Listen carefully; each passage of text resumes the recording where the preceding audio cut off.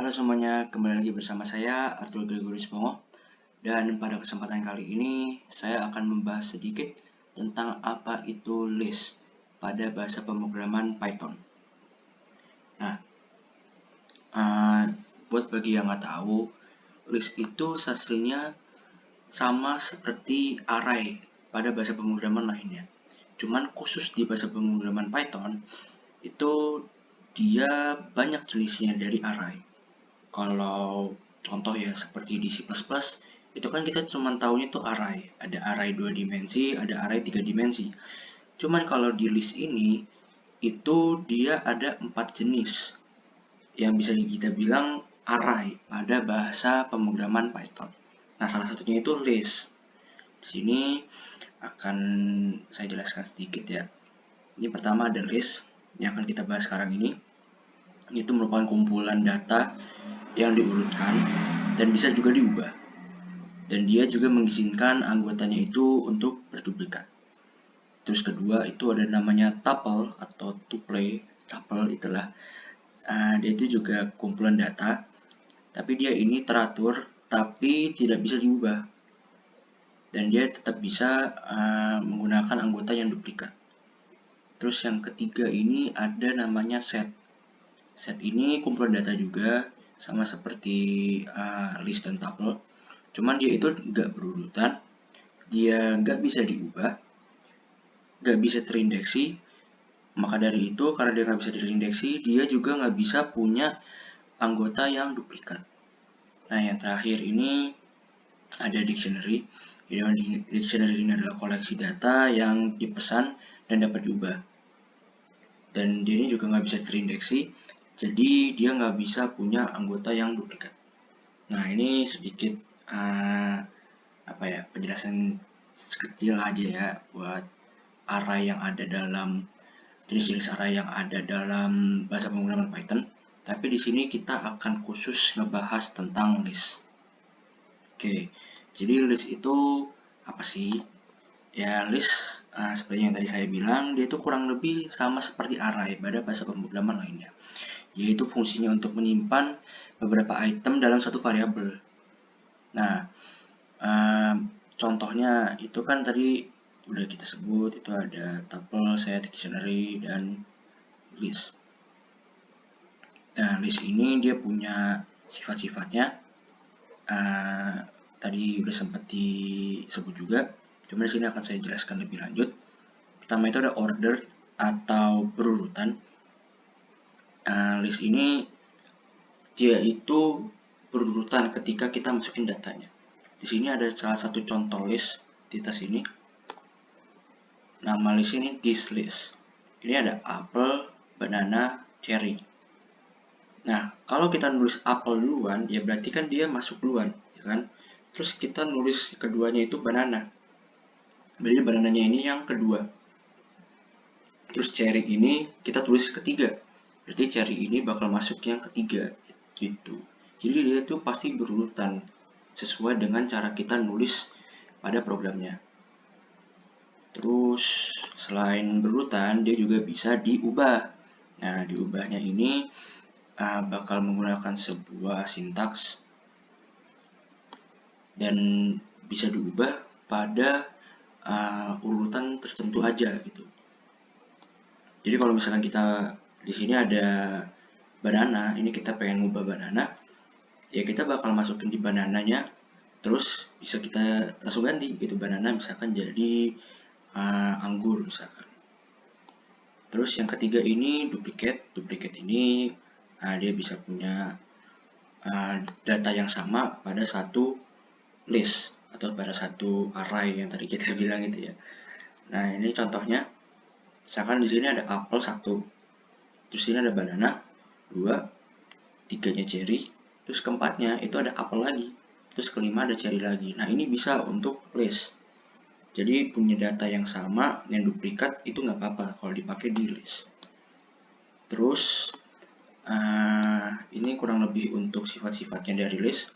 Di sini ada list length. List length ini suatu komen atau suatu sintaks yang bisa kita pakai untuk mencari tahu kira-kira list ini tuh panjangnya seberapa atau jumlah anggotanya itu berapa.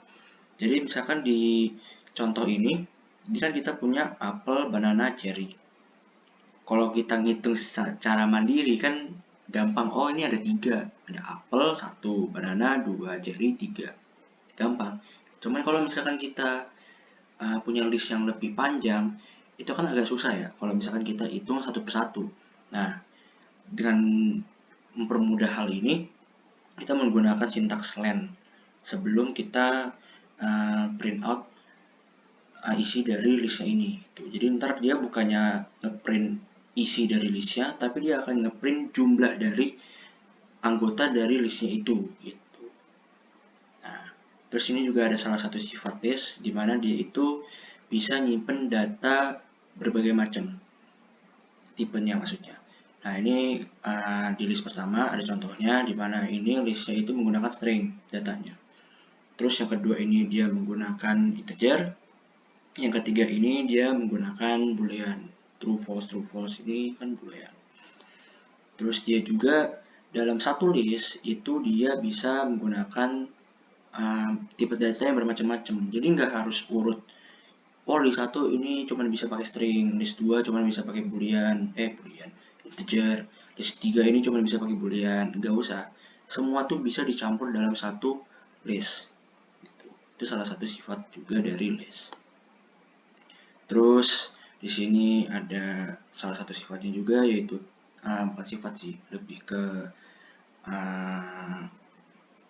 apa bahasanya ya, kayak suatu komen, dimana jika kita masukin list dan di sini kita tulis type my list, ini dia akan mendefinisikan list yang kita masukin ini itu sebagai tipe data list. Nah, tipe list ini jadi sebuah tipe data tersendiri, beda seperti array gitu loh. Kalau array kan lebih jatuhnya ke variabel, ini dia bisa masuk ke tipe datanya sendiri gitu. Jadi dari tipe data berisi tipe data lagi. Nah, itu kerennya di situ kalau misalkan kita menggunakan list. Terus terakhir ini ada list constructor. Ya, ini fungsinya untuk membuat sebuah list baru di dalam list. Ya, gitu. Nah, kurang lebih ini penjelasan teori singkatnya. Kita lihat dalam praktek langsung dalam pemrogramannya. Oke, sekarang kita udah masuk di VS Code. Di sini kita coba bikin sebuah list. Misalkan kita list sayuran misalkan ya. Nah, oh iya, di sini saya lupa menjelaskan, untuk membuat list itu kita menggunakan tanda kurung siku-siku. Kurang lebih sama lah ya dengan array. Jadi tinggal kita masukin siku-siku dan kita masukin aja data-data yang pengen kita masukin. Contoh sayuran, brokoli, apalagi ya, kangkung, apalagi kol. Ini salah tulis, ini harusnya tanda kutip 2. Terus sayur terong. Terakhir mungkin kita masukin wortel itu kali ya. Nah, terus untuk bawahnya kita masukin print untuk memprint list yang kita udah buat ini. Oke. Kita coba langsung ya, kita run. Apa yang bakal terjadi? Oke. Jadi di sini tertulis ada brokoli, kangkung, kol, terong, dan wortel. Ya, ini ya seperti saya tadi bilang, itu kurang lebih sama dengan array. Kalau misalnya kita print listnya ini bakal ngeprint isi-isi data-data yang ada dalam listnya ini. Ya kurang lebih fungsi sama lah dengan array. Nah, ini ada salah satu komen juga yang bisa kita masukkan di sini, itu len, yaitu kita bisa mencari tahu panjang dari listnya ini. Nah, panjang ini maksudnya jumlah anggotanya. Nah, ini kan bisa dilihat ini munculnya 5, pas dengan jumlah list yang kita punya ini ada 1, 2, 3, 4, 5 anggota. Ya, udah cocok lah ya, sesuai dengan teorinya. Oh ya, sekali terakhir mungkin di sini saya akan mengubah isi dari datanya. Yang awalnya ini kan cuman string doang nih, kita coba bikin ada array-nya, ya ada integernya. Di sini ada angka 312, kalau mungkin saya taruh lagi di situ. Ini mungkin kita ganti ke float kali ya, kita kasih koma 32,6 salah. Terus di sini juga kita ganti misalkan ke tipe boolean gitu ya. Nah, di sini kita coba langsung run. Kira-kira apa yang bakal muncul? Apakah error? Oh, tentu tidak.